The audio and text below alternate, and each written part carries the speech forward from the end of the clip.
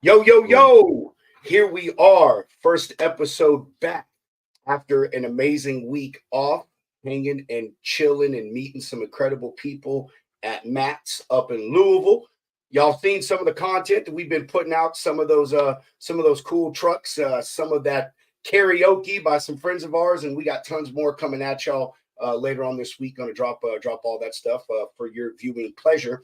But in the meantime, today we got an incredible guest, Dean Croak from DAT. You know who he is. We know you got questions. He's here to tell us about himself and answer a few things from you, the audience. So sit back, buckle up, pop a top, enjoy the lounge.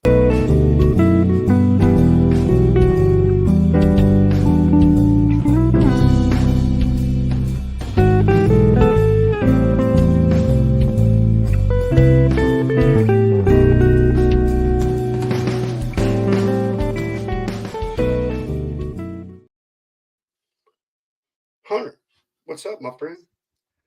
Dude, I'm glad to be back here at the show. I know. However, I am sad to not be at Matt's anymore. Let me tell you, dude, that was everything I needed, everything I could have hoped for and more. But I agree. we're I agree. we're back in the saddle. It's been a little bit of a slower week, thank God. I definitely caught a little bit of the truck flu, if you want to call it that, dude. I've been coughing and just exhausted, man.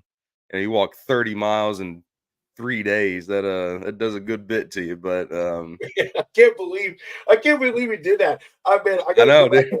and look at my data. I am sure by the time that we left and parted ways Sunday afternoon that we were more likely probably closer to like 35, 40 freaking miles, Oh, dude, it's nuts, man. I got Flintstone feet right now. I got blisters and shit all over. It's good though, man. You need to get those steps in. But yeah, just going through all the free stuff I got. Some hats here and there, and it was a good time, man. It was a good time. How's man. how's your adjustment back to reality been? Man, honestly, dude, I am still not adjusted yet, man. I mean, Same. dude, I mean, most people don't know, but dude, I was from the time we got up Sunday morning, I got up at 7:30 until I finally like went to sleep. Went to sleep was around 8, 9 o'clock on Monday. So, I was up for 36 hours because of that flight stuff and then losing my bag and man, just so yeah, I felt so off yesterday. And like you, I think I caught a little bit of the truck flu, man. Like I was super congested and was having like a rattly cough, and the wife, went and got some medicine and And stuff. nothing a couple cold beers can't You know, fix. no, Brought to you by all I'm trucks. drinking one. I'm drinking one, but I drank enough in mats to do me for a little bit. I'm just drinking this because it's some new beer my son bought. Yeah. He's like, Hey, speaking of drinking, if Carlos is watching, the the flask works, man. Shout out to Spill Bully. If y'all don't have one of these, you should try and get one. It is listen, my favorite thing right now, dude. I could put so many items in there, but that thing is awesome, man. Like I forgot to take a picture of both of us when we were together with those so I could I know post I them. immediately like it just tripped my mind. But I know, dude. I know those things are so freaking amazing. Well, we are going to move this little show right on along. We're really excited to get with Dean. He was there at Matt's with us last week, even though he was able to evade us. He says he didn't, but I mean, we went to the DAT booth 3 times, and just coincidentally, he was never there. So the truth is he yet to was be known. there. Yeah, yeah, the truth is yet to be known on that matter. We're gonna do some quick news real quick. Again, something that came from Matt's last week. Overdrive. Hunter and I actually had the pleasure of sitting down with those gentlemen in the media room and having a quick little chat. So super fine guys, and we'll have an article that they wrote while they were there.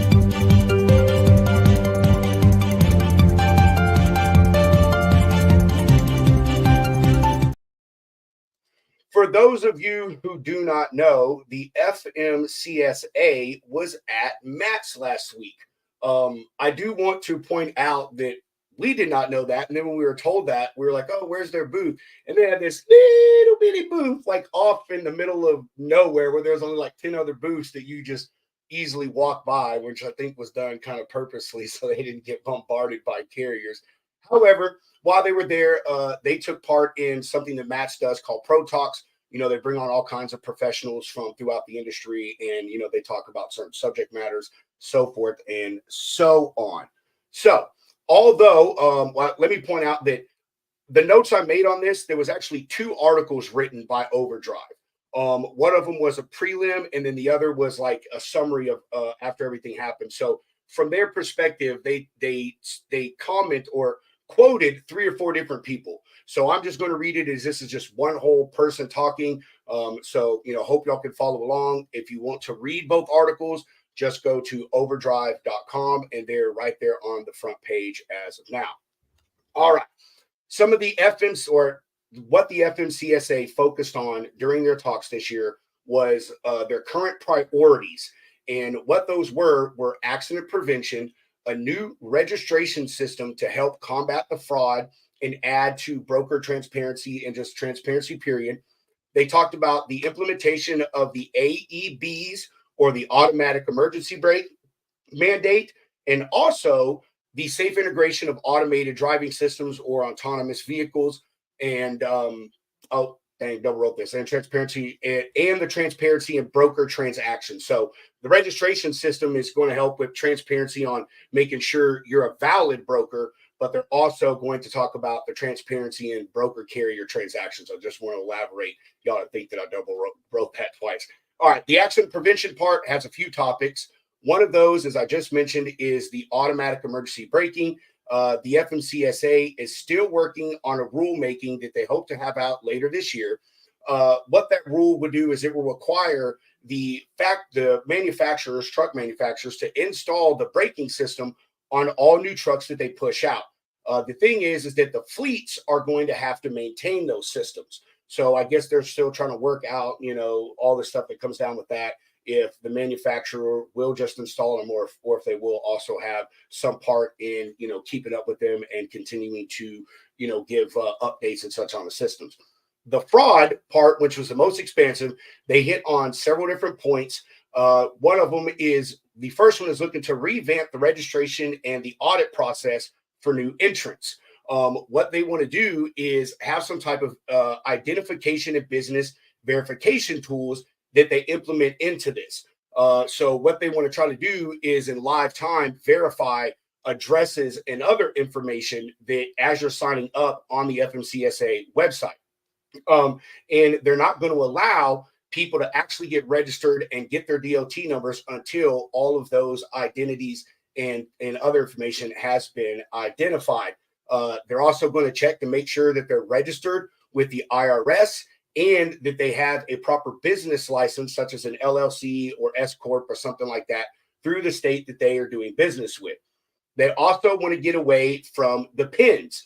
A huge thing that has allowed a lot of this fraud to go on is these scammers are sending, phishing emails or text or whatnot, and they're getting access to carriers and brokers' FMCSA PINs that allows them to get into the portal, and get get all your information, change all your information, so forth and so on. With that, they want to move over to a 2-factor authorization system, which I think is great. A lot of people are moving towards that. It's not foolproof, but it is definitely really hard to do it. I've caught some people trying to reset my passwords on just dummy accounts, because you get an email saying, hey, someone's trying to reset this password on so-and-so.com, and, it alerts you to go and change that. The final note, they are also talking about doing away with MC numbers and solely going to DOT numbers. I read through the article several times and tried to find an expansion on this. Dean, when he comes on, being the knowledgeable individual he is, maybe he can highlight on that. But so yeah, why the MC number will go away and just the DOT, I'm not sure, but that is also something that they're looking to do. All of these things are obviously in the works. As far as the fraud thing, that is at the forefront of what they're trying to attack first. Even in one of these articles, one of the gentlemen said that it wasn't not too long ago that this fraud stuff wasn't even on the FMCSA's radar, like not at all. And now it is literally became the biggest issue that they need to try to tackle and get control of, because it's doing irreparable damage to the industry, to people's personal lives, to people's businesses, money, all of those things. So it is really, really something that we need to continue getting and pushing against. I'm really glad that the FMCSA is now seeing that. I guess the millions and millions of emails and phone calls and all that stuff is finally getting them to take notice that, these things need to be addressed. So again, Overdrive, there was 2 articles on this. These were live talks that happened at Matt's. Please go and read them. They were very extensive. I tried to just highlight the key points. They expanded on some of these a lot more than I read out. So again, please go and check those out and read them. Hunter, you have anything you want to say on those? No, I mean, it's great that they're finally getting around to it.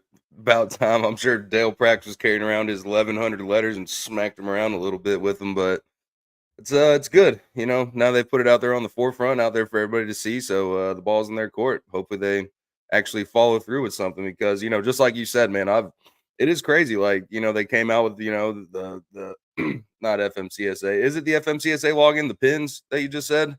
Yeah. Yeah, dude. Because like I've been getting emails from carriers. Like I know Grasshopper was a big victim of this, and everything lines up. And some like I caught one lady. Like literally her information had got hacked that morning, and the dude called me and everything lined up, and I was trying to get set up with through my carrier packet, and it wasn't going through, and this lady finally called me and was like, hey, someone's trying to hack me, or someone already hacked me, can you please give me their phone number, yada yada. So I gave her the phone number, she reported it to the police, and I mean it's just terrible. Like that's your business, that's people's livelihood. So hopefully hopefully they turn it around. Yeah, and and we said it many a times, or I said it, well, yeah, we've all said it many times, is they really need to start, the FMCSA really needs to start bringing in more, private industry people Yeah. to give oversight and input and help them with these things, Have people that majority, have been in the game, dude. Have people that have some skin in the game, yeah, have been yeah, had exactly. it for a while. Like, And it should, they should have, like a civilian panel, made up of shippers, brokers, carriers, different yeah, people. They may not have to work for the FMCSA, but I'm telling you that there would be a line out the damn door for people more than willing to do it for free and consult with the FMCSA on these types of things, because um, all of these things that they mentioned really need to be addressed, ASAP, but especially the fraud, and the broker transparency thing, which, that law is already on the books. And really what I think with that is the best outcome is maybe just a further expansion and explanation to make it clear. But it'll be great. It'll be really good to get all these things taken care of and addressed. So yeah, agreed. there's the 2 little tidbits from that right there, man.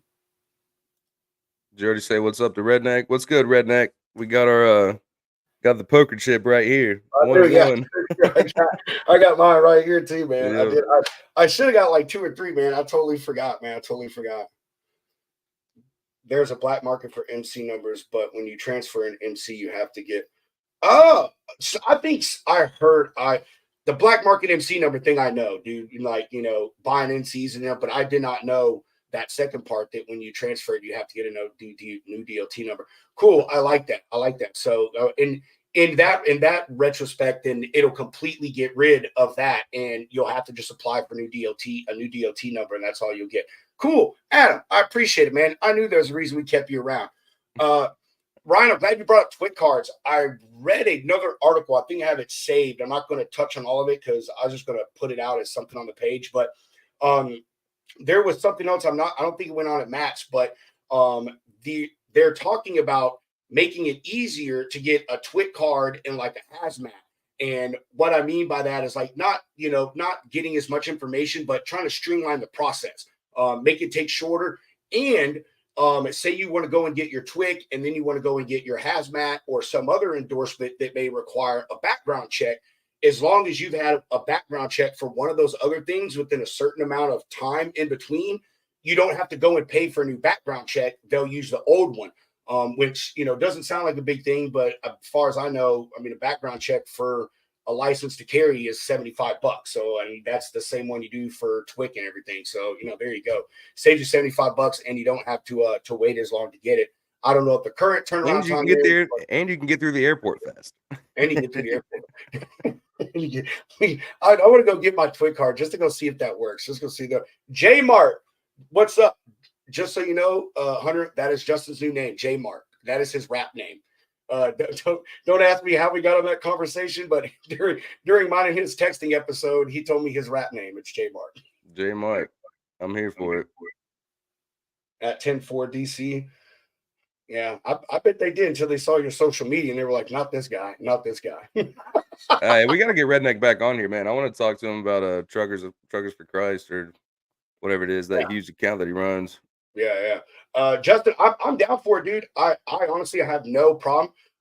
After it was brought up on the show with Dale, man, like I've thought about it, like, man, like maybe I should, go ahead and just go get it. It doesn't take anything really to do it. You know what I mean? So I'm all for that. I agree with it 100%. It was literally a transportation worker identification card. Like, I would get one just to have one. Like, I'm official.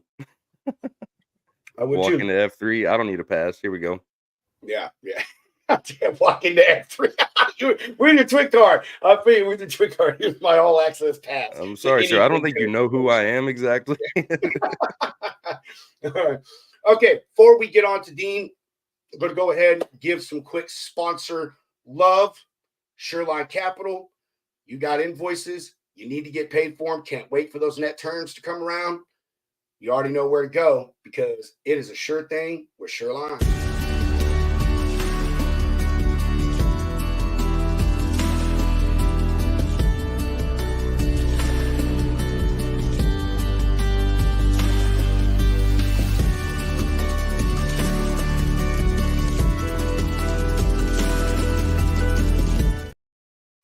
Without making y'all wait any longer, here is Mr. Dean Croat with DAT Freight and Analytics.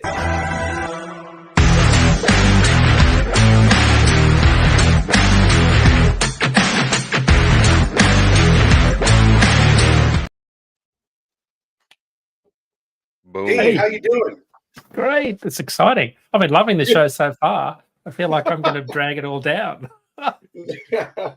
Absolutely not. Absolutely not. How you doing, brother? How's your day? Hey. How are you doing since being back from Matt's? I'm swamped. I just got off doing a live interview on BBC News in London about the bridge collapse in Baltimore. I've been swamped with media requests. So I've come back from Mid-America Truck Show on Sunday after driving down there and back. And I had a little bit of the trucker flu too on Monday, but Tuesday upended everybody's world. I think I've had nonstop. I've been forced to sort of get my head back in the game really quickly. So yeah, I've been really busy. It seems like a lifetime ago that Mid-America Truck Show was on. I'm sorry I didn't meet you guys. I do have picture evidence of me and my truck out in the front row and not at the booth. So I wasn't avoiding you, but I had to stand out there in that cold. I was there Saturday to Saturday. I was there 7 days. Oh my and God. I was there for 5 days prepping my truck. And there was a bunch of us there for that duration, and it was so cold. I got sunburnt, windburnt, frozen. My lips are chapped, lips are cracked. It was so cold. Like you always go to Mid-America and expect 4 seasons in a week. It didn't under deliver. I think it was as cold this year as it's ever been. Yeah, it was definitely. We didn't know you had a truck outside. So, which I mean, we were out there, but I mean, dude, there were so many folks out there, Dean. Like you could easily miss someone, but well, the problem, guys, is there's so much shiny stainless steel trucks out there. I don't know about you, but I kind of get desensitized, and I walk around and I look at trucks and think, there's so much going on here. I can't really comprehend what's going on. Yeah, and I think that's the case for a lot of folks. You look at one shiny truck with, all the bling on it, and then you think they all kind of look the same after a while. I know that's a terrible thing to say, but for someone that owns a show truck, it's really hard to comprehend how much work goes into these trucks. You've really got to study. I had a truck parked next to me, and I didn't even notice that somehow they didn't have any bolts on the outside of the chassis. No bolts whatsoever were visible for the spring hangers, for anything. And I went back and looked at another video, and I thought, wow, I didn't even notice that. And they were a big award winner at the show, AN Transport from Iowa, I think. That's crazy. I just read again on Overdrive today the list of all of the winners and everything. I was actually going to post that article up tomorrow with a couple pictures of some stuff that we have, because some of the same trucks, Hunter, that won stuff like I have pictures of, so I know you got pictures of them. Nice. Yeah. So that was pretty cool. They did have some amazing trucks there, and I'll tell you my top, and I can't put them in any order because I love them all equally, but the Green Goose. That was amazing. Like seeing that truck and then awesome. meeting the Snows, dude. Such amazing individuals. Our buddy Marco, his truck with the bullet hole. Well, the bullet dents, no holes, no penetration. That guy, the dump truck guy that we met, Hunter. His Kenworth was one of the award winners. Remember him? We took a picture of his son. We took a picture. Oh yeah, dude. Yeah. The Mac. Yes, dude. His Kenworth was an award winner. So really, so glad that we got that guy's information so we can have him on. But that guy's 2 dump trucks, and then Brandon, who he was the guy who had the trailer bar where Long Haul Paul came and played that private show for everybody. Because dude, I mean, out of all those other trucks there, he was the only one whose truck had a bar in it. So I mean that's obviously at the top of the list, you know. Yeah. Did you see Zach Strayer's notorious pig trailer, like the inside it with all the green lights during the light show? No, I didn't. I got a video of the lights on that truck. They've got a lot of the watermelon lights on the outside, but they change colors in sequence. And cool. But inside there's an image of a pig, the pig logo on the back of that spread axle pot trailer. But when you look inside the trailer, it's all lit up inside in this lime green color with the pig head image on the floor of the trailer. It's just a spectacular outfit. I was blown away by some of the lighting this year. I thought that was the big takeaway for me, was how much LED lighting had advanced. Yes. And how much you could change things, like you could change the colors and the sequencing, and it was special. Yeah, and the sound that were out there too, just the speakers that some of these drivers have, it's insane. We were leaving that Tony Justice concert. We left a little bit early, and we were walking past the show lot, and you could hear this guy's sound system from a half a mile away. He had all the big speakers under the trailer. Oh, is that what it was? No, we're under the trailer. Yeah, there's dozens of speakers under the trailer. Yeah, even Hunter and I were like, dude, there's no way you can fit that many speakers to be that loud inside. It's like it was nuts. Yeah, old trailers bouncing. That was crazy. Did you see the bass in your chest? And we were, I mean, not that the truck lot's far, but I mean, it's a good football field almost away from the entrance. You know what I mean? Yeah. And oh man, it was. Did you see Yohani Rodriguez's orange truck right out the front in the Dominguez Dominguez Roadworks booth, right at the front of the south wing? I don't know if you saw it, but he has the air shocks on each side, so the truck goes up and down like this, like those lowriders do in Los Angeles. Dude, no, I remember that truck because Rob, you pointed at that, and you were like, "Oh, I want to go see that," and of course, we never went and saw it. He's a cool guy. Color, dude. Yeah, cool guy. There's so much there. It's so much to take in. Like, I mean, you really can't see or do everything in one show. And even though it's 3 days long, like every day Hunter and I had a plan, and the plan just went to shit. We got there early. Like we showed up every day at like 8 o'clock, because we got in early with our passes, and there's just so much to take in. And like, I'm still seeing pictures of boots and stuff. I was like, man, that looks cool. Like, and it's just it's a lot. It's a lot. I've got a bit of editing to do. I've still got quite a few hundred videos to edit for the Instagram page. Yep. It'll take me weeks. I know. It's been looking at them for the past 2 days, just like, yeah, I've kind of trying to get my head back in the game and get them out there. But I have a lot of followers. Half of my followers are from overseas, like South America, Mexico, Russia, Eastern Europe, a whole bunch in Australia. So they all love to see the truck show. Because they just can't get here, even though there were a lot of people from Asia and Australia at the truck show. That was something that really surprised me, how many people from Korea, Vietnam, Japan, and China were there. Even some people from Germany. I met a bunch of people from Holland. I thought this year there was a lot more people from overseas than I've ever seen before. And maybe that's just because I was paying attention, or they just happened to be near the truck. But there was an observable difference in the number of overseas people this year. Yeah. Our buddy JB, he told us about that. It's like there's gonna be a lot of Asian people, and other people just kind of over in their area, and Yep. dude, all over the place, all over Well, the place. they Cool, though. I we mean, didn't that just shows you the half reach our that this imports. show has. Half our imports come from Asia, so they're over here. They're represented here because we buy a lot of products and we make a lot of stuff over there. So and we transport it, so it's all good. Yeah, very true.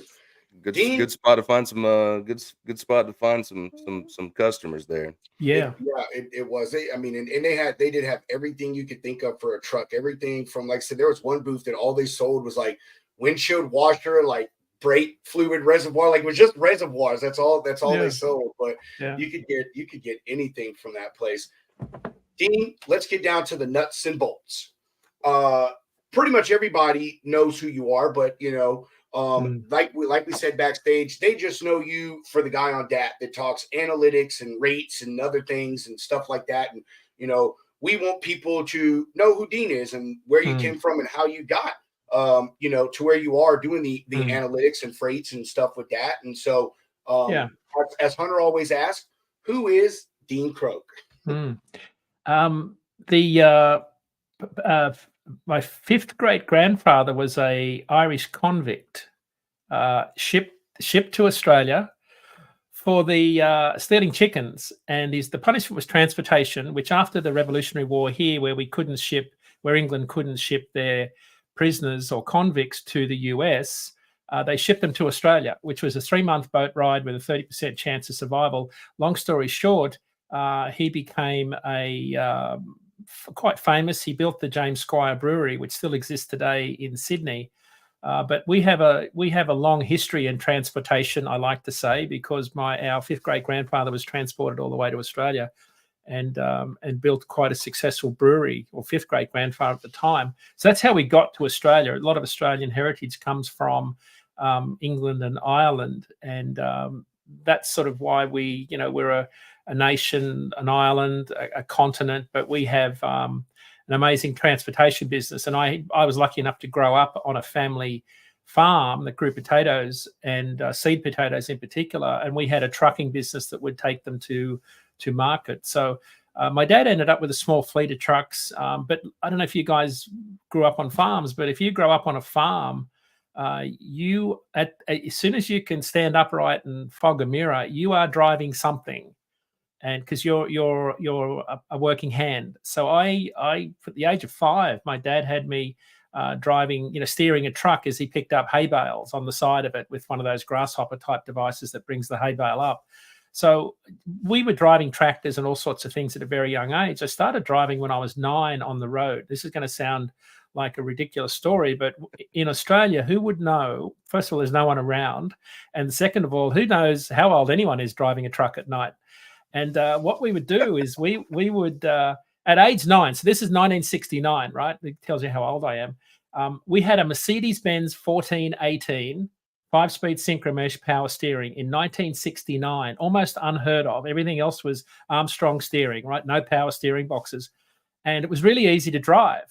And as a young kid, I was driving this thing all over. I'd back it in and unload with my sheepdog, and we'd go to market in Sydney overnight with fat lambs, and we'd get halfway back home and Dad would be too tired, and I'd have to go to school the next day, and I'd say, "Can I drive?" And he'd say, "Sure," because he knew I could drive.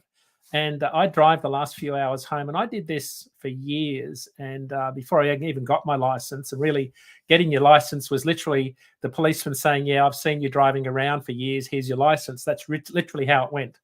So I grew up driving trucks in Australia and ended up doing a couple of million miles as an over-the-road driver, owned trucks, managed truck fleets.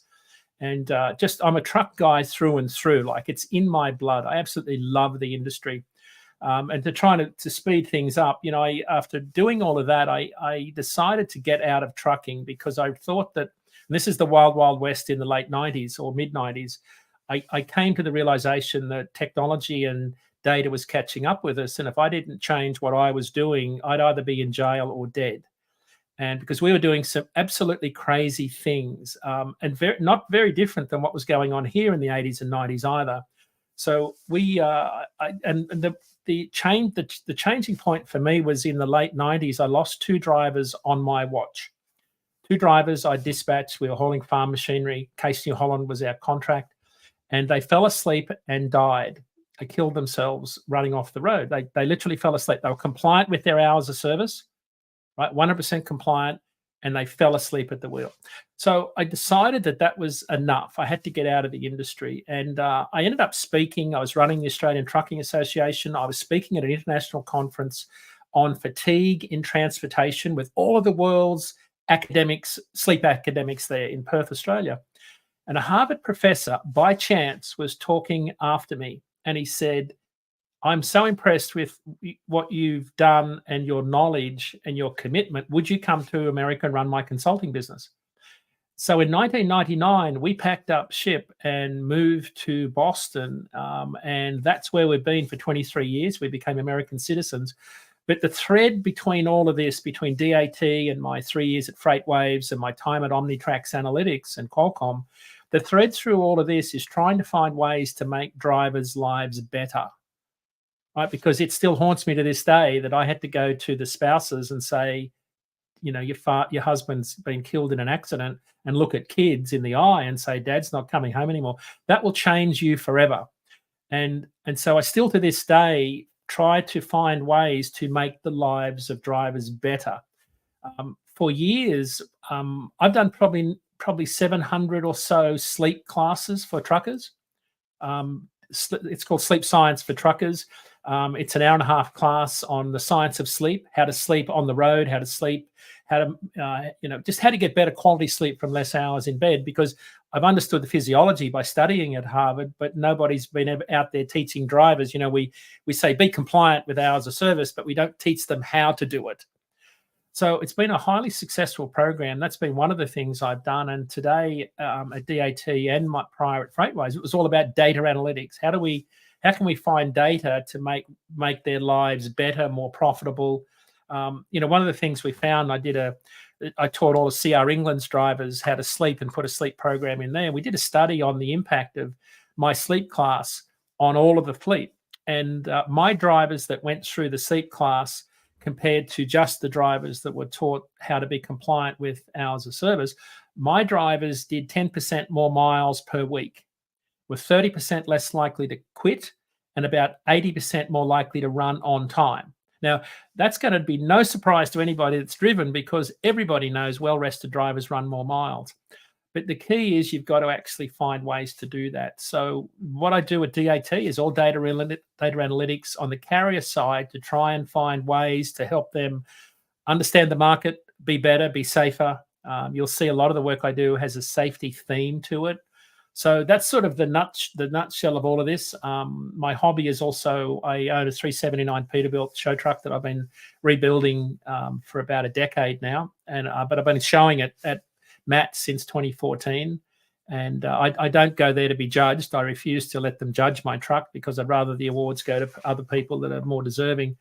So that's a quick 5-minute, maybe more summary of how I got here, where I come from. But I'm hardcore trucker. You know, I've just come back from Australia. We went down there for a wedding, but I spent a week over the road driving, and it's on the other side of the road, and there's some big trucks down there. We haul a lot of weight and have a lot of fun. But it was, I'm just as comfortable behind the wheel of a big truck than I am sitting here in front of the screen. So that's sort of my split life. I have to make sure that I keep the two. It's a bit like George Costanza. Remember that show where there's the two sides of George Costanza on Seinfeld? I have to make sure that the Australian truck driver doesn't appear on screen here and start talking, because we would lose all of our sponsors, I'm sure.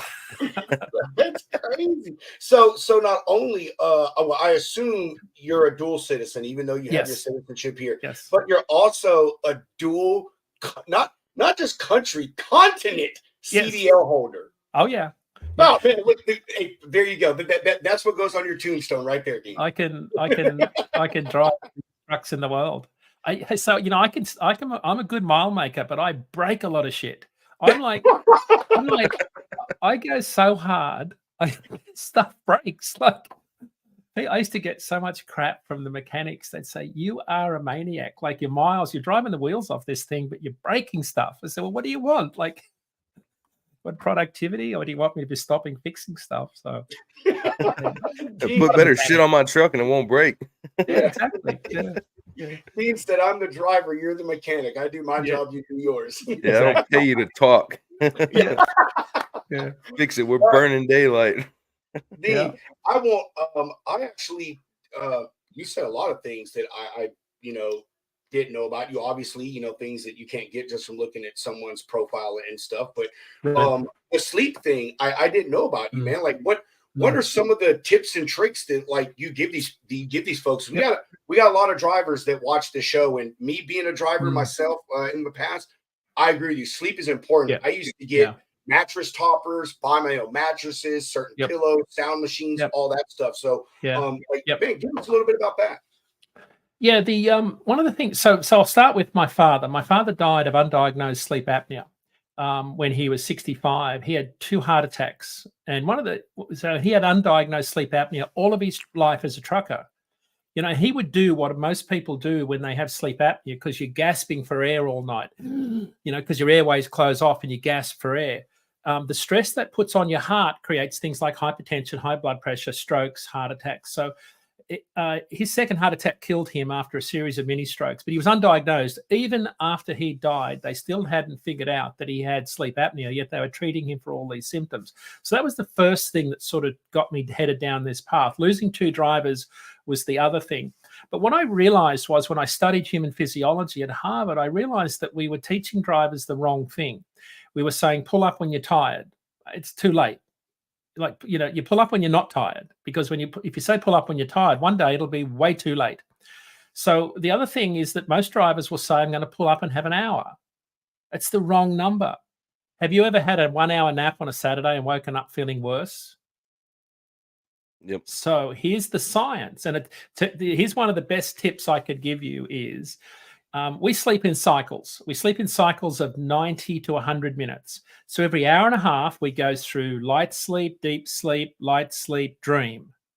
Light sleep, deep sleep, light sleep, dream. We oscillate through these brainwave patterns every hour and a half, thereabouts. So that's why tonight you'll wake up roughly every hour and a half throughout the night, because your brain's awake, but your body's in a state of paralysis, so you don't act out your dreams, right?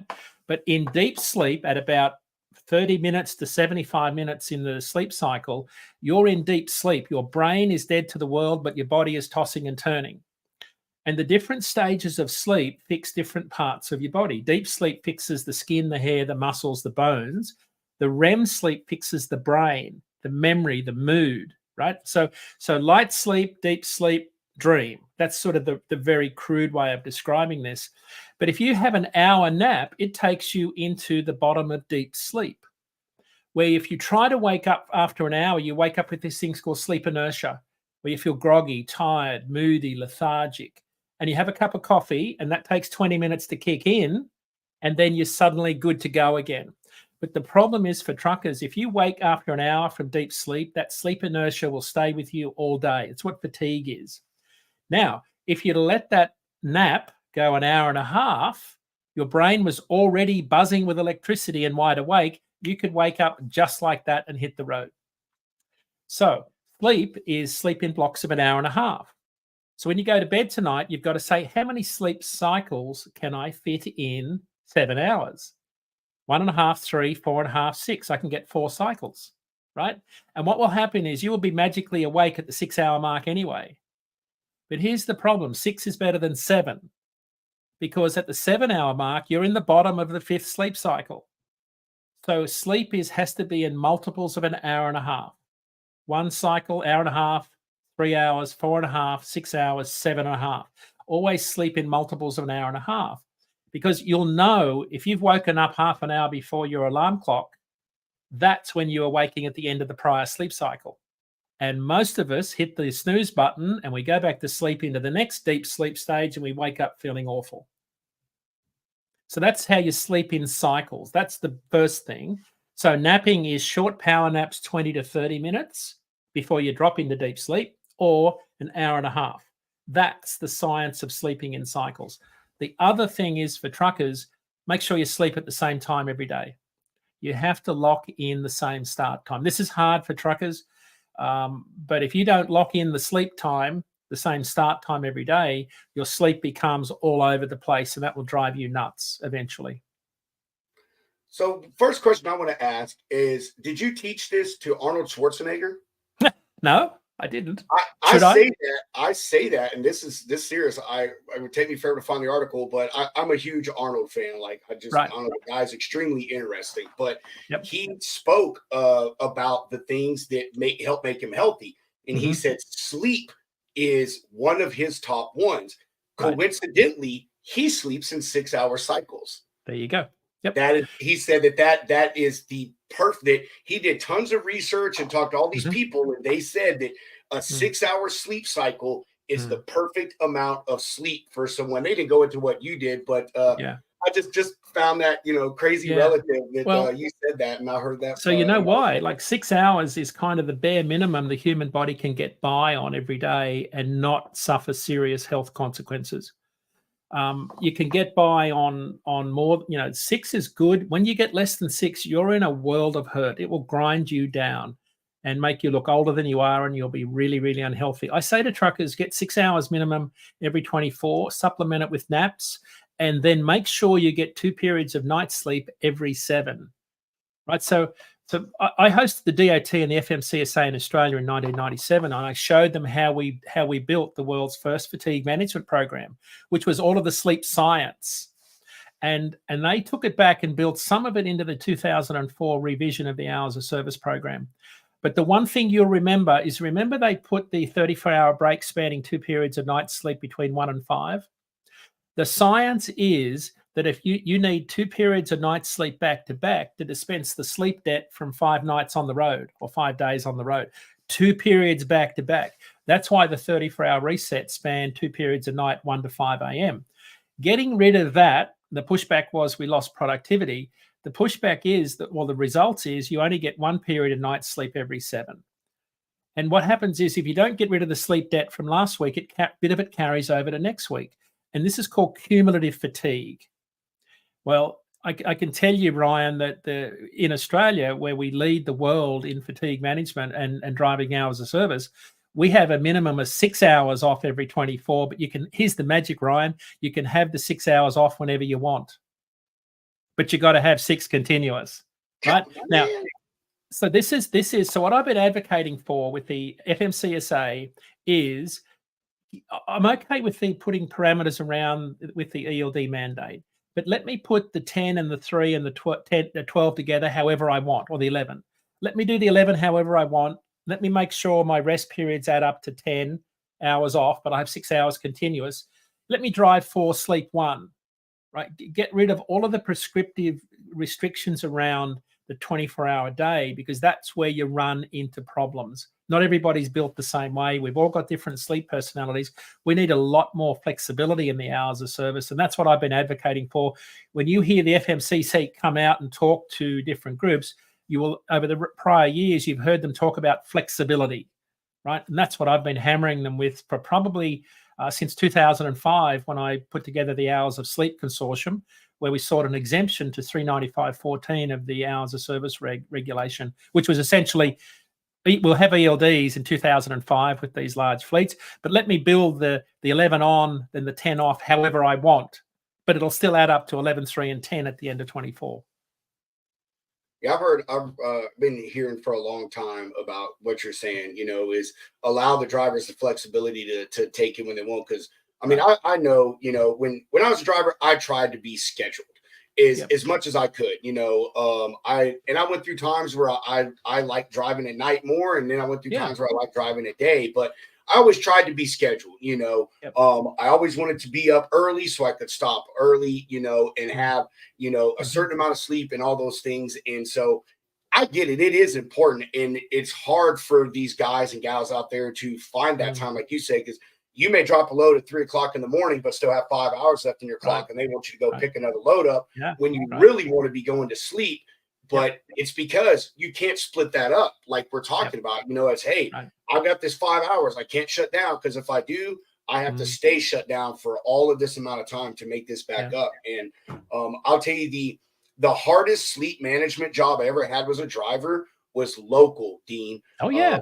When I worked for a food and a grocery delivery company, we used to go in at like 5 o'clock in the afternoon.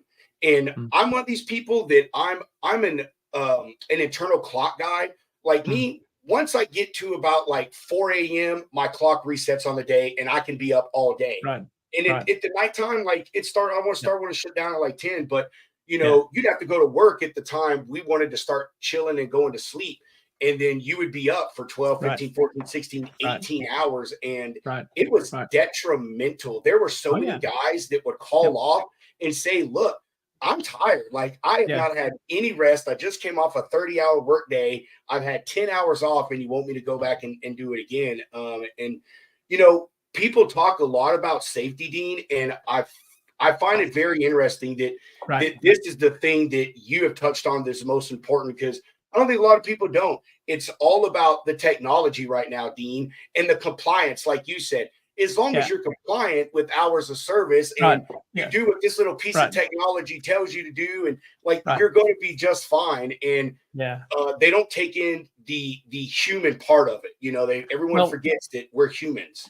Well, so this is the problem, because I'm relentless on this with safety experts. I say to them quite candidly, you can be 100% compliant with hours of service and sound asleep at the wheel at the same time. Don't think that being compliant means you're safe. In fact, it can mean the reverse. I would argue that the more compliant you are with these current regulations, the less safe you are. That's going to sound strange to a lot of non-drivers, but that's absolutely what happens, because they built this prescriptive regime around the human body that's different, that changes over time, and we need a lot more flexibility in it.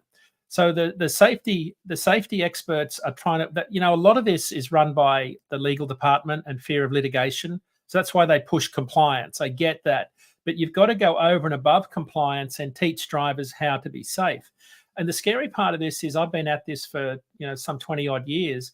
There's probably 10 companies in the country that have actually done this. They've gone the extra mile and said, we're going to go over and above what we're required to do. Some of them have been forced to do it because they've had multiple fatalities of drivers that were compliant. And I've been called in to help them straighten their business out. And I've been very successful at that, because when you've broken all the rules, it's really easy to spot what's wrong in a business. So that's why I've been highly successful as a consultant, because I've seen the dark side.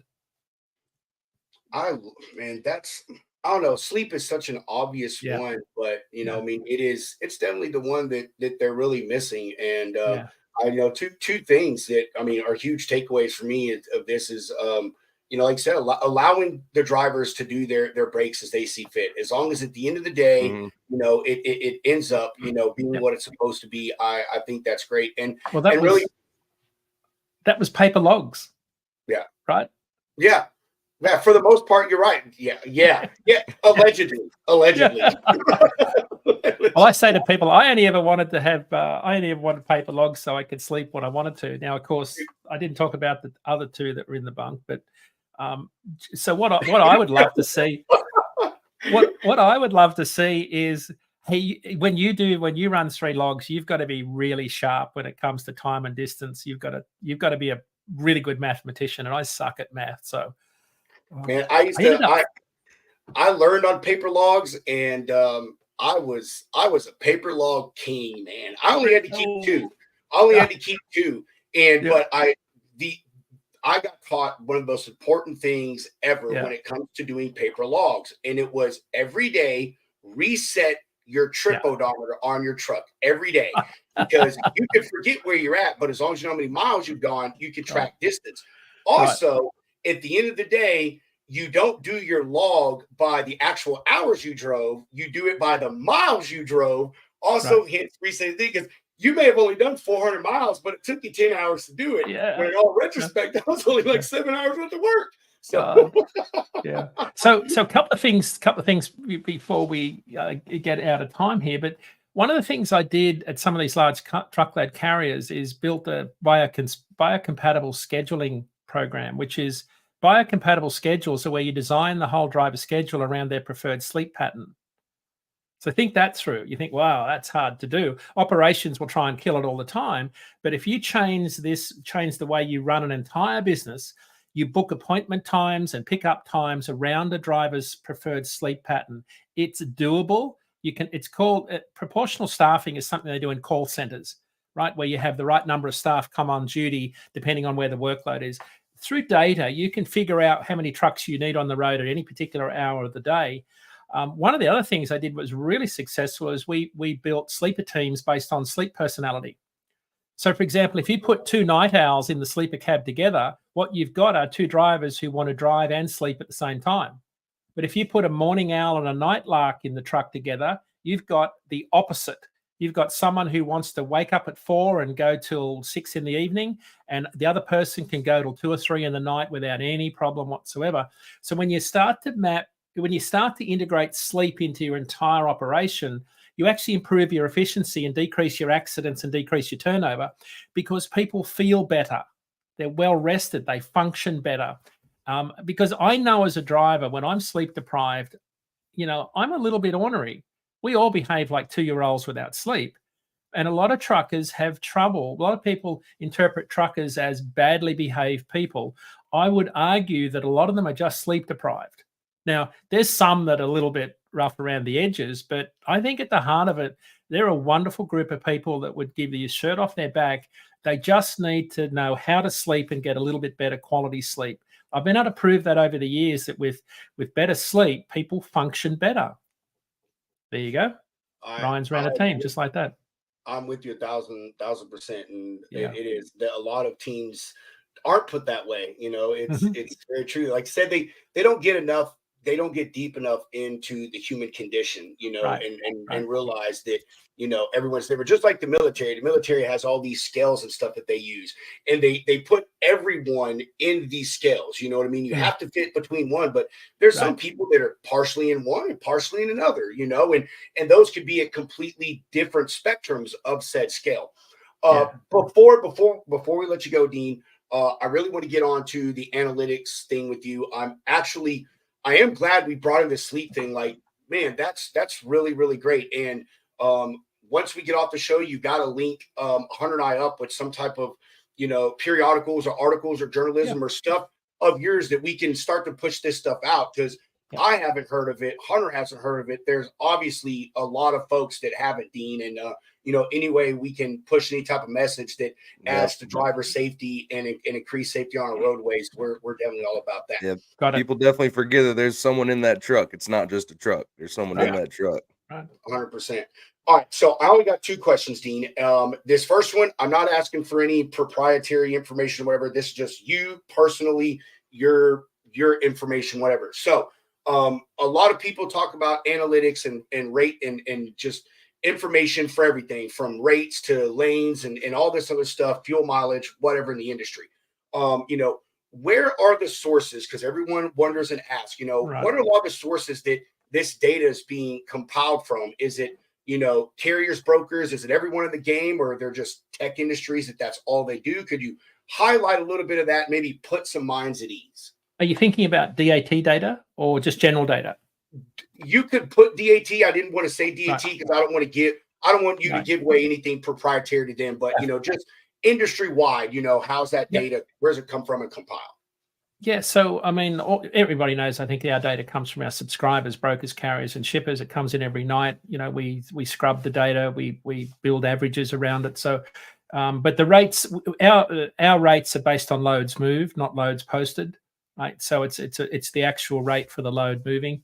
A lot of people don't like that because the rates are low. I get that, but that's a free market, so I can't really explain it beyond that. But I use, I'm a data guy. From when I ran truck businesses, I always studied the demand for what I hauled. Right. So if you don't know the demand for the sector you're in, it's very hard to know where the rates should be or where the volumes should be or where they're moving to. So I spend most of my day not studying DAT data. I study macroeconomic data. I study produce volumes out of Fresno. I study how much iceberg lettuce is coming out of Florida, or strawberries or berries. I look at how many cattle were slaughtered in the Midwest last week in the beef patch. I look at pork numbers, chicken numbers, poultry. I look at all that USDA data to get a sense of how many reefer loads are we going to see, how much turkey's in storage. I look at steel. We buy data from Standard & Poor's Platts, and we look at how much steel is being produced in Birmingham versus South Bend, Indiana. Because all of this, when I look at data, I look at import numbers. Baltimore is very topical right now, but I study roll-on, roll-off tractors, farm machinery, combine harvesters for drop decks. I look at 100 horsepower tractors, Kubota tractors that can go in a van or on a flatbed in Baltimore. I study it down to that level because when you study it at that level, you can see the relationship between volume on a lane and rates. So volume and rates are the outcome of the demand for small farm acre tractors or broad acre farm tractors, or how much, what's the grain season going to look like? We got a dry condition or a drought? Are farmers destocking because of the drought and the high cost of fertilizer? And we've got the lowest number of beef cattle in 70 years in the country right now. And you can map that to lower reefer volumes. Produce volumes, according to the USDA, are down about 8% year over year. So the reefer market is very soft right now because of 4 or 5 data points that I could draw on. So there's a bunch of publicly available data that's out there. There's some you've got to buy. We buy some of it. USDA data is all free. But I would say the best data source for anything to do with trucking analytics is Professor Jason Miller at the Michigan State University. He is the guru of data analytics using macroeconomic publicly available data. Now, it's a little bit lagged because, like his truckload ton mile index is on a 45-day lag. So, February's will come out in the first week of April, right? But it's incredibly accurate. He's built this index back to 2006. It's incredibly good data.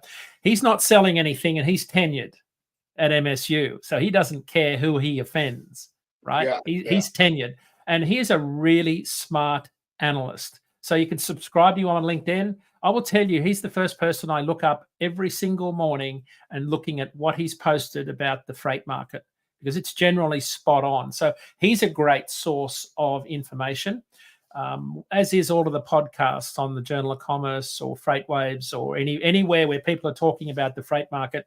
I will say to this sort of just to wrap up, any data is like a piece of a jigsaw puzzle, right? Any particular data point, but you got to put it all together to get the picture. And what I find is some people rely too much on one piece of the puzzle, which could be the rate or it could be the volume. So I tend to not look at any one data point to draw conclusions. I like to try and build a picture. And because I spend a decent amount of time on the road driving, that's when I get to reality check what I'm seeing in data. That's how I come up with sort of my analytics or my market analysis. That's amazing, Dean. I'm sure not everyone in the industry goes that far, but there's everyone knows how DAT gets it, but I'm on a more personal level. Like you're the face. You're the in most of our eyes. You're the guru on our side. So right. A lot of what people hear from you, whether they like it or not, they take it at what you say. So, right.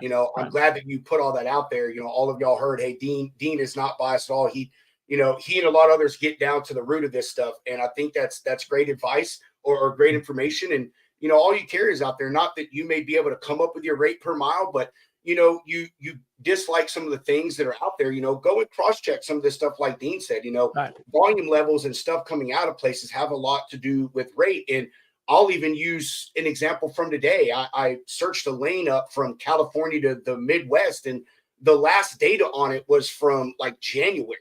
There's nothing new on it. It's not ran a lot. And when I went and looked on the board to cross-check, like the rates are like $500 more on the board right now than what the last data was. So right. That's awesome.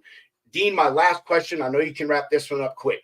You've been in this a really, really long time, over in Australia, but, more mainly for this question here in America. A lot of people talk about the ebbs and flows of our sector of the industry. It goes up, it goes down. Right now, I think everyone can agree we have been in a valley for quite some time. And even though there's tons of predictions of when we're going to come out of it, we have yet to. I'm not asking you what your estimate is of when we're going to come out of it, but, what do you foresee the next year or two? Do you think we may ride this out or where are you seeing things kind of leading in the markets? Yeah, I think demand is going to be soft, I think, compared to prior years. It'll be soft this year. I don't know. Interest rates are going to be the key, right? So until interest rates start dropping, I don't think we'll see significant movement in the building and construction industry. Consumer sentiment won't improve all that much, and we will, start buying more things that trucks haul. So I think interest rates are absolutely key. That's a reason why we've got such little activity in the single-family housing market and the building industry in general. Interest rates are key. I think we may see some cuts by the end of the year.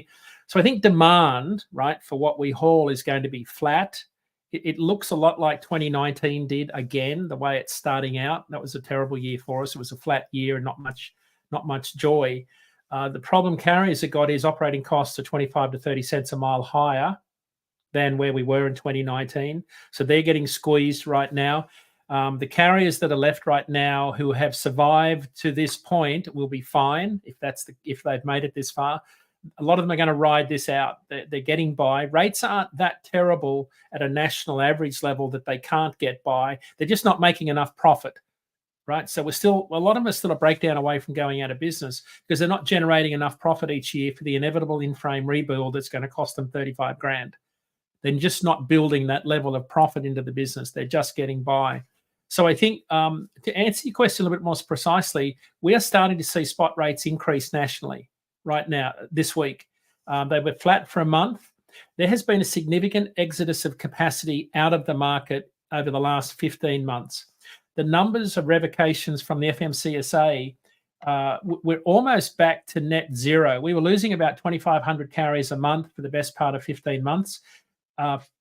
March's numbers look like we may only lose a net 450 thereabouts. We've got a couple of days to go. The point is the rate of exodus of capacity out of the industry has slowed dramatically in February, March. That means spot market capacity is going to tighten. It looks like it's tightening by the way rates are starting to move back up after being in the bottom of the trough. Typically, contract rates follow in 4 to 6 months. So we're talking about the end of the year before contract rates start to materially increase. And shippers are acutely aware of that right now. And that's why you're seeing contract rates bottom out, right? So when you look at new contract rates coming into routing guides based on last year's RFPs, they're at the low point right now, and they will start to climb back up as capacity tightens and RFPs are negotiated at higher levels. So the rate of decrease of contract rates has slowed to bottoming out and starting to come back up. So I would say we're at the bottom of this long trough, and we're starting to increase. And I think there's some positive signs out there that for the first time in 4 years, seasonality looks like it's back because we're starting to see movement in April, March, early April, I think that is reminiscent of what the market looked like in 2018 in particular. Sweet. That's what I've been saying. I mean, not what I've exactly been saying, but we bottomed out, and we're the only way to go is up. It's just a matter of time and when that time is going to come to go up. Me personally, even though it put people's livelihoods at stake and some people lost, I mean, I've been happy that we're having a mass exit of carriers. I think that is one of the things that I haven't heard a lot of people talk about that, the saying goes, there's always enough business out there for everybody, but that's not true. There is, but the more people you put into that, the lower things start to go and the cheaper people start to do stuff. You know what I mean? Yeah. So, I'm glad to hear that from you. I know you said that a little bit, but I just wanted to hear. Well, it's a good point. To hear it. The pandemic was declared 4 years ago last week. And 4 years later, we're still seeing the after effects of all of the stuff that went on in 2020 and 2021. This is unprecedented, right, in our lives. But I think it's finally made its way out. We had a doubling of capacity in the for-hire sector in 21 and 22. It was also the most profitable period in carrier history since deregulation. So the carriers that are out there hanging in now have paid off a lot of their debt, and they can sit there and make 60 grand a year and still run for $1.50 a mile. So for the first time ever, we've got a cohort of carriers that are fairly well off that can run for a very low rate. There's another cohort that entered late that need $2.20 a mile to run because they paid triple for a truck that they should have. That's worth a third of it is now. So there's this bifurcation in the market that I've never seen before because operating costs are so wide because of what people did and when they entered the market during the pandemic. That is That is very true. We talk about that all the time. You know, that Yeah. there is such a vast difference in width in between who can run for what and who can run for Yeah. the other. And that's exact thing. That's so many people said it. You came in and you bought the truck at 80 grand. It was Yeah. 40 grand 4 weeks ago, and Yeah. and he did, and all Well, the high. it's like people say don't haul cheap freight. Well, $1.50 to someone who's well off is probably pretty good deal, right? Yeah. Whereas someone else that needs to run and get cash, they need 220. So it really depends on the lane you run and how much money you put away for a rainy day. Because I was like a broken record starting in the middle of 2020 saying you've got to put money away for a rainy day because these rates will not last. I certainly didn't expect them to go as high as they did, but some carriers did put money away. But a lot of carriers that ended late that thought money was falling from the sky, and it was. That was never going to last. You can't build a business around that. And, you're right. A lot of the we have a term for them here in the lounge. We call them the COVID crusaders, and that goes for carriers and brokers. It's the people that got on TikTok and watched some Yahoo who, as I say, can't do, so they taught. And they did. They brought all these people into the industry, man, and they weren't folks that knew. They came in and they saw the money they were making, and they didn't know to plan. They didn't understand the ebbs and flows and how the analytics and all that stuff works, and it did a lot of people out of business. But on that note, some of those have been able to last, but also people like that are ones you kind of want to get out. You know what I mean? Because they come in this at the wrong time for the wrong reasons, and they don't do things the way that they should be done and cut corners, and you have all kinds of stuff that goes awry, which kind of like the broker fraud thing, which is another topic. But Stephen, I'm sorry, Mr. Dot, it'll all go back to the demand. The interest rates are too high for demand. Exactly, Stephen. That's what Dean said. So even existing businesses down, even at the biggest shippers, boom, 1,000% correct. What am I saying? Everyone knows Mr. Dot is correct. Demand for capacity is rising now, like normal flower produce season, arts now, etc. As always, Mr. Dot is on dot. I mean point. Are you? I got his hat on, man. I got his hat on. Are you hooked up with Stephen Tittle on LinkedIn? Dean, do you know? I'm not sure, but I can do it quickly. Stephen, go connect with Dean. Stephen is an amazing guy. He's had a journey not similar to yours in the sense of the exact things he's done, but like yours. He's touched a lot of spaces in this industry, been a shipper, he's a driver, owns a crating company, does all kinds of things. Good. Very, very, very intelligent gentleman right there. Very intelligent. I've just sent him an invite. Looking forward to connecting. You'll like him. He's an absolute hoot. We're wondering if he deals in stolen antiquities still with some of the stuff we see crated at his facility. Yeah, that's right, Mr. Dot. Yeah. I know. We gotta get you one from Corey, Stephen. Yeah, this is Dad of Two Towing, roadside assistance. We only represent predatory towers on this show. We just want to. It's really not that bad. It's not that bad. Okay. We're working on some big things over there, man. We're about to get into boat towing. Oh, really? That'd be so cool. We'll talk about that later. Hunter, I kind of said everything to Dean, man. Kind of took over, man. Do you have anything you want to get with Dean before his time fully runs out? I mean, dude, it's just one of those shows. I'm just sitting here soaking it all up. I've been a sponge, and Dean, dude, your story. We got to get you back on so we can get the Australian trucker side out of you. Okay, our sponsors are okay with that. We'll get you on with Miles, and it'll be a grand time, man. But if we get him on with Miles, dude, we won't even have to do any. We'll have to get a translator. If we speak Australian English, you'll have no chance of understanding us. So we're catching up on it. We've been learning some little. Yes, and before we go, Dean, do you know what a lizard rag is? Yes, I do. Oh, Miles is trying to get us to send to him a logistics lounge lizard rag. Oh man. Dean, do you have anything that you want to say? Any advice or guidance or information that you want to put out, or any plugs that you want to give for anything? No, I mean, I'd love everybody to watch our show on Tuesdays on 10 a.m. Eastern, our IQ show with Ken Adamo. We try to give out as much information as we can, as transparent and unbiased as we can. So I just think, encourage everybody to sort of soak up everything they can. One of the great things that's come out of the pandemic are shows like this, is that we've all found a way to communicate without having to travel. And this is a fantastic format. I've loved being on this show.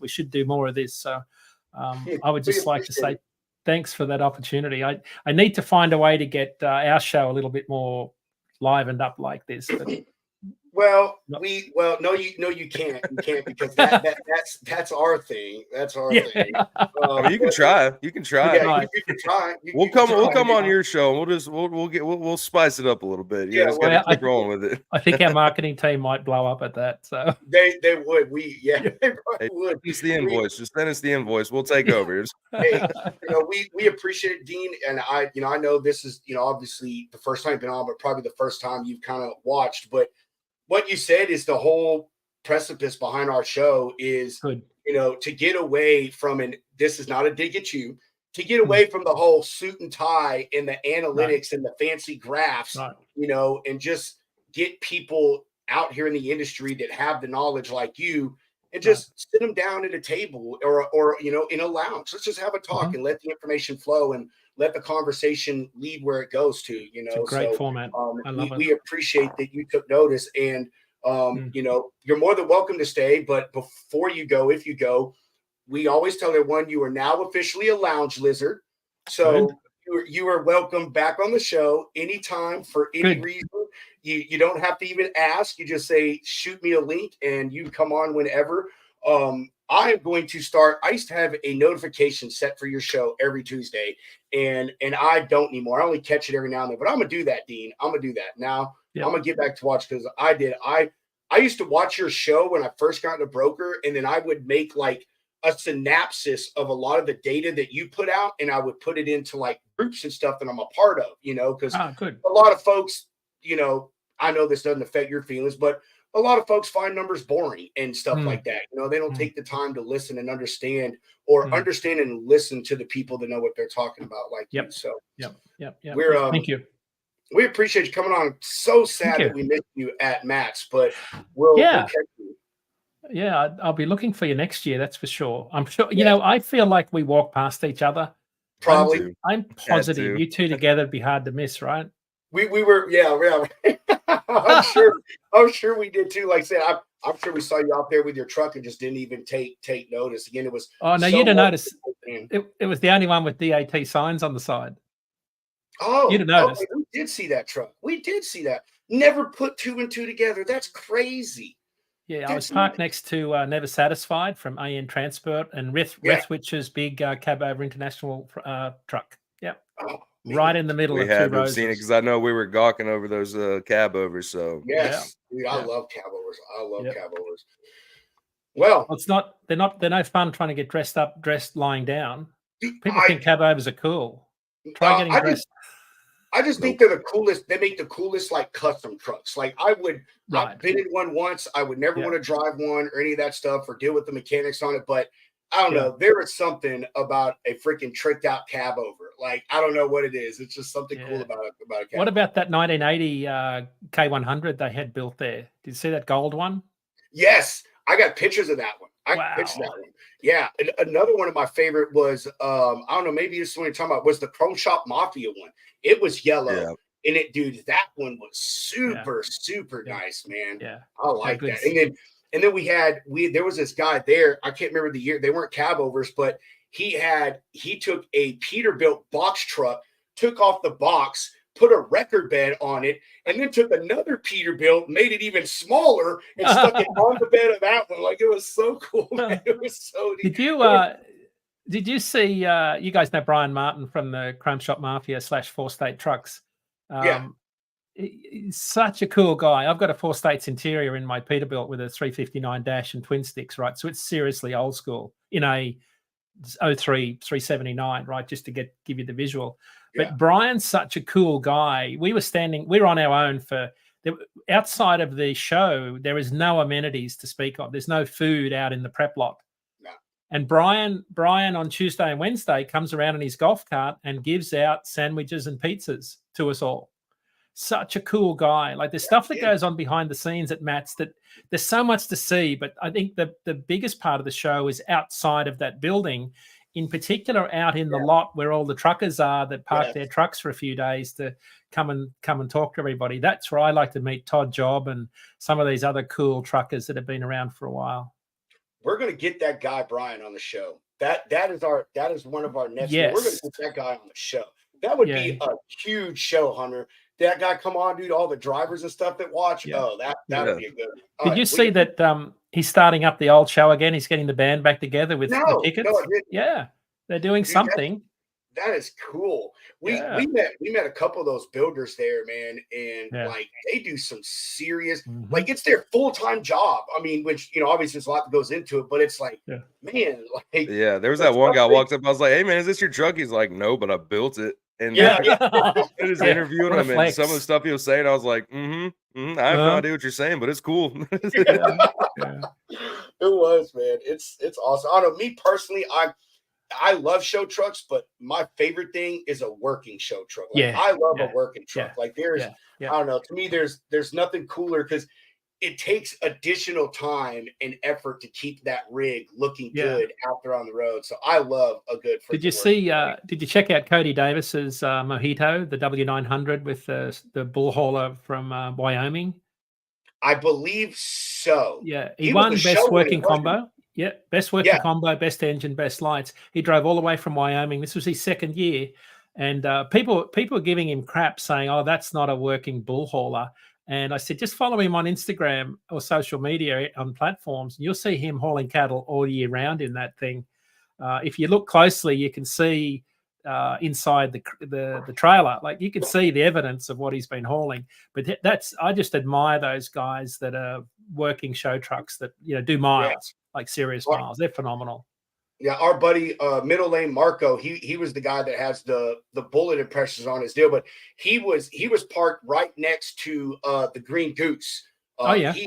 He has a ridiculous looking show truck, really freaking nice. Pulls a reefer, man. That truck was really sweet, dude. And the freaking Jake brake on that sucker when he left. Oh my gosh! Oh, dude, I got the ride in it, man, and I was like, "Yo, hit that Jake brake real quick." I know. I got straight eights out off the manifold on a C15. Oh man, that thing cracks. I love it. Do you have any videos or footage of your Jake brake, Dean? I'll have to go out and get some. It's hard to do it while I'm driving. I need my son to come with me. Well, if you just cruise down your street and because listen, the reason I ask is because every Wednesday we do a segment called "Take a Break with Jake Wednesday," and how Timothy Dooner does rate that strap work. Yep. We do a rate the Jake brake. So rate the Jake brake. Yes, we would be honored to be the ones to present the first footage of Dean's freaking Jake brake on his custom truck. You've got to get us some footage, Dean. All right, I'll get it to you. That'll be awesome, man. Yeah, I used to run through city. Like it's the old thing. If I'm up, you're up. And at 3 a.m, rolling through a little town in Australia, I've got the Jake brake cracking. Like because my thinking is, if I'm out of bed, so is everyone else. Like that's nasty. One of the loudest that was there was this guy Machi that we met from Poland. He had the Scania. Yeah, dude, and that thing had a hell of a Jake brake on it. I got some footage of him. That was one of my favorite trucks. It was the only one there, but it was. He said next year his boss is like a big Scania guy, and they're bringing like 7. Yeah. I used to drive one in Australia. They're a nice truck. I had a 750 horsepower Scania. They're beautiful trucks to drive. Different horsepower, like you don't feel you're covering many miles, but until you look at the clock, like they're just such a lazy engine. Like they rev low, but they just got so much torque. They cover the ground so quickly. Really? He said he doesn't like driving at long distance. Yeah, he was like, I'm either going to Tennessee or Chicago. I think that one had a few miles on it. I think he it did. It's an old one. I can't remember what year he said. I have it on video or whatever. But it was still a nice truck. In the it's cool to see though, man. They're a pain to get into the U.S. from what I've been told. Yeah, they are. Like I said, I told you I thought it was one of these ones my wife I don't know if she's following him, but she keeps getting his videos. It's a guy in Canada, and he is buying and importing as many Scania, whatever, how we say them, trucks as he can, and he's redoing them and going to make show trucks out of them and stuff. And so when I saw it, I was like, man, I wonder if this is that guy, but it ended up not being. So they're becoming hugely popular over here. Like a lot of folks are trying to import them and stuff and get them under. I don't know if diesel has that rule, like with cars. Once they reach like 25 years old or 22 years old, whatever it is, you can import them and not have to worry about like emissions fees and tests and all that stuff. So I wonder if that's what they're trying to do with it. But that show is amazing, man. We could talk about that. Yeah. So my favorite thing, honestly, was the connections and the networking. Like, you know, we got to meet so many people that we talked to online in person, and you know, it's different doing that. And I mean, shoot, I myself have like a stack of business cards of people to come on the show and want to do segments and all this cool technology and stuff that's out there. Like we got a guy, they have it's not new, but it's a snow chain contraption. And instead of yes, dude, I've seen videos of that like 2 or 3 years ago. It was like, holy crap, that's so cool. And there the guy was at the show, and they're gonna come on the show. Yeah, it's like, these guys on spot. That's it. Yeah. Get a grip. What about the big ass fans? I love that. Dude, I love big ass fans. They needed more of those. Talk about branding a product perfectly. Big ass fans. That's some cool stuff there. And I can't wait for next year. Hunter and I said that this year was just like our preparation year for next year. Because, dude, there is no way to understand the scope of that show until you get there. Like Hunter and I, like, oh man, it'll be easy. We'll just blah blah blah. No, it will not be, buddy. No, because you, like I said, you think you have a plan, and then before you know it, it's like if someone looked at the GPS on my watch, they would think like I was some crazy meth addict running some weird marathon. If anything, I'm bringing a scooter or one of those little electric bikes next year, man. Got to cover some ground. So I had one. I had knee replacement surgery last year, and I took my scooter with me this year to whip back and forth to the hotel across the way. It saved my life having the scooter. I think we did see Dean. He was one of those sons of guns on them damn scooters sitting in the middle of the aisle. That's it. That was me. My gaff and the Boston trucker yelled at me, "How old are you?" I said, "Old enough to have knee replacement surgery." Oh man, that's good stuff, dude. All right, I'm about to end it.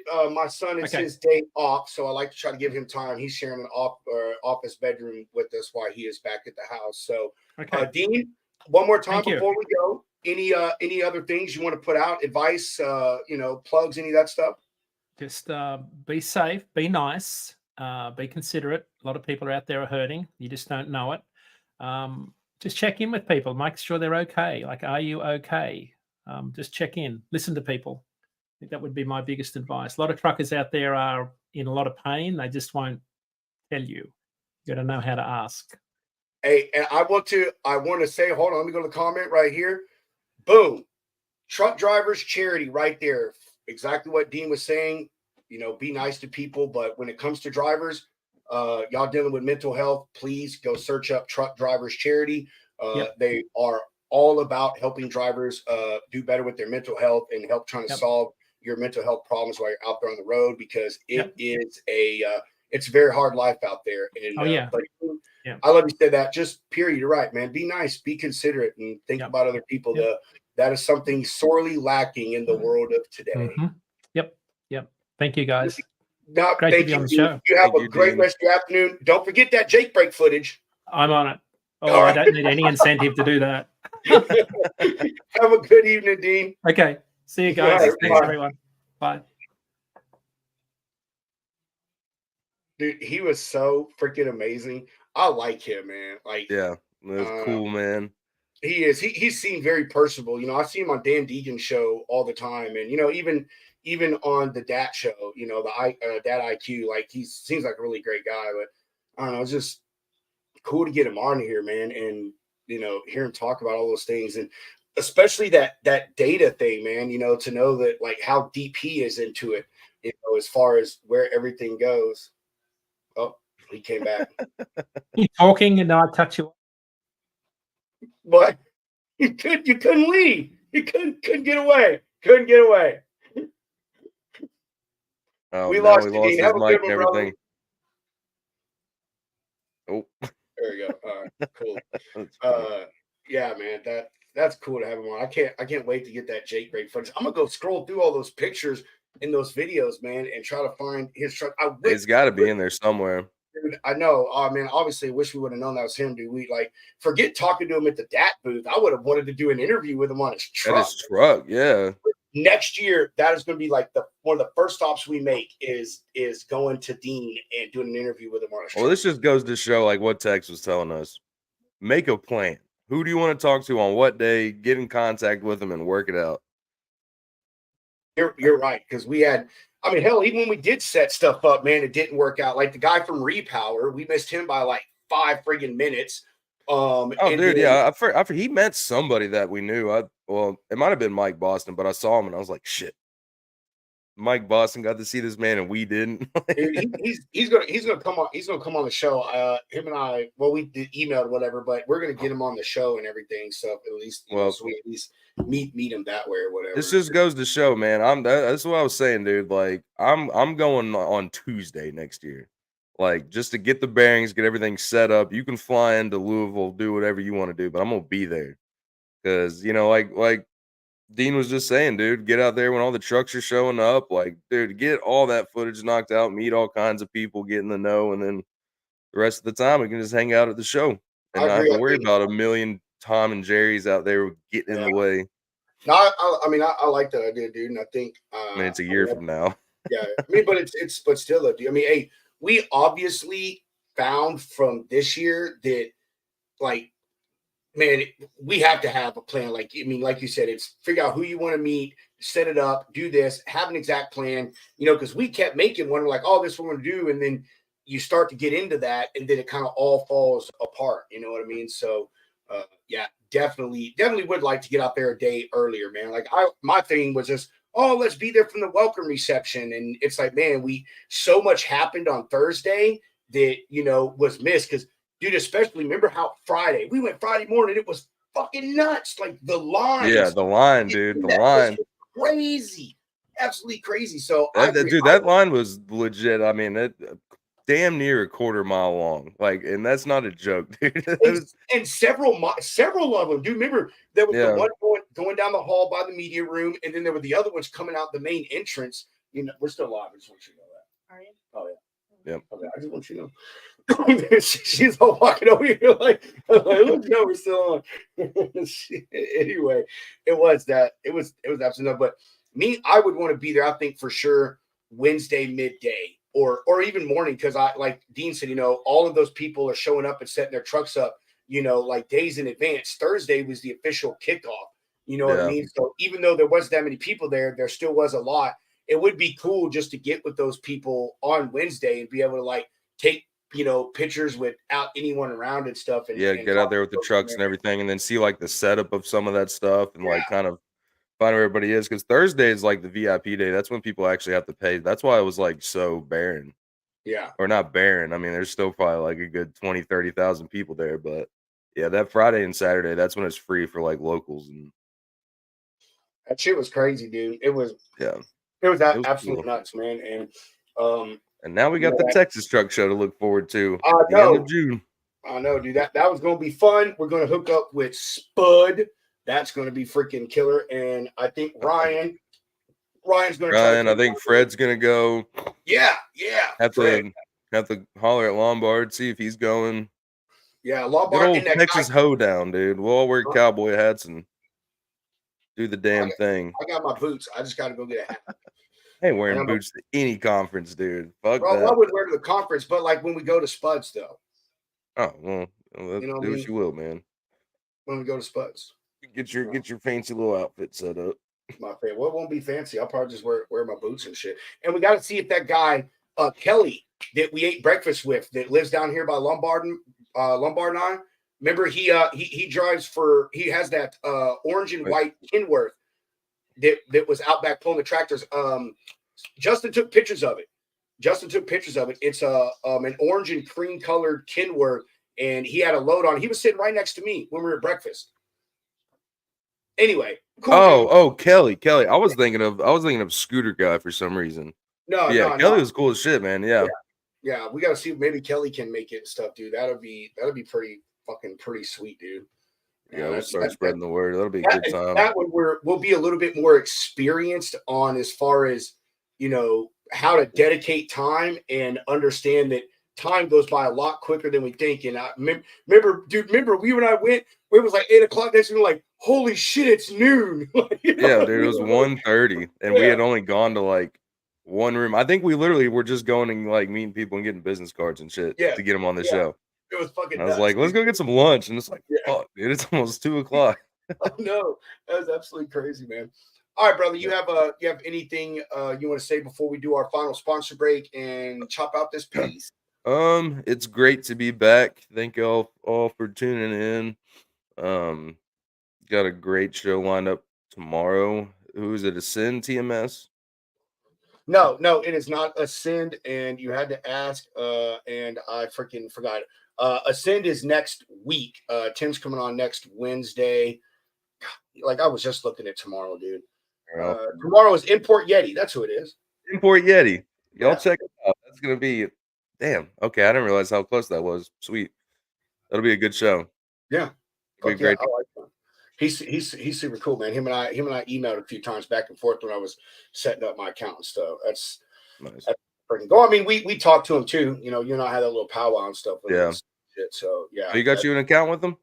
Yeah. I cool shit, man. It's cool shit. Yeah, I haven't been on there as much as I should, but I need, I've been focused on all these. I mean, it's just another tool, but yeah. And then Friday, I think we're gonna have Grace from Freight Waves on. Just waiting for her to get back to us. Grace Sharkey. That'll be. I was wondering if that was because I did see it on the calendar, and I was like, man, I thought he said. Grace. I saw her message on X, but yeah, she was the one that was like talking to Nate and them. I remember her. Yeah. So, yeah, but other than that, I don't really have too much else to say except for we'll see y'all tomorrow. Yep. And see y'all. Yeah, that's it. See y'all tomorrow, and keep looking out for all that awesome Matt's content. We don't have this on LinkedIn yet. Hunter is going to go make a post, but if you follow us on X, me or the page, myself or Hunter, we have pinned up top a place to get the Only Freight hats. We're rolling those out, see how that goes, and then we'll expand our little line from there. Go on there, snatch one up, and become an official Lounge Lizard, because you'll have the Lounge Lizard gear. And yeah, we appreciate everyone tuning in. First day back, a little slow. I don't know about you, but I kind of feel like lost it a little bit, like on the flow. Just that week off, like it's kind of like the flow. I'm saying, dude, I'm still like over here, like sniffling, sneezing, coughing. Like I need to go find a sauna. But I will get back into the flow of things, man. You can't kill the lounge. For sure. Y'all all have a spectacular afternoon, evening, wherever you are located in the country. Before we leave, got to drop some love to that sponsor, because it is always a sure thing with Sherlock.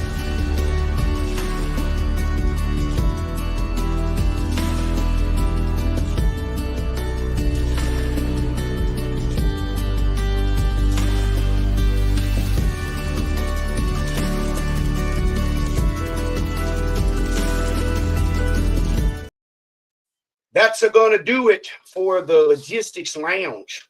Catch all of y'all on the flip side. As I always say, chunk them deuces. Mr. Hound, roll that beautiful bean footage.